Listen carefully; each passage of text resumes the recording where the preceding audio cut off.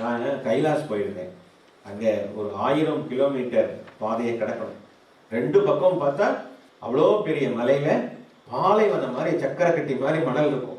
அங்கே நிறுத்தி அதில் இறங்கி பார்க்கலாம் அப்படின்னு ஒரு ஆசை வந்தது. அங்கே இறங்கி நிறுத்தி பார்த்தா அந்த மணல் பார்த்தா பவுடர் பண்ண சக்கரை மாதிரி இருக்குது, உப்புத்தூள் மாதிரி இருக்குது. அதில் நத்தை, இந்த சங்கம் இதெல்லாம் இருக்குது.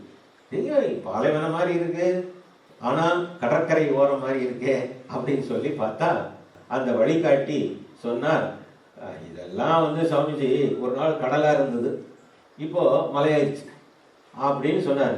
எனக்கு தூக்கி வாரி போயிடுச்சு. கைலாயம் ஒரு காலத்தில் கடலாக இருந்ததா அப்படின்னு சொல்லி, கடலும் மலையாகும், மலையும் கடலாகும். ஆகினாலே அதுவும் நிலையற்றது. The nature of happiness form என்றால் கூட மாறும். என்ன ஃபார்மாக இருக்கோ அது கொஞ்சம் கொஞ்சமாக கரைஞ்சு போயிடும்.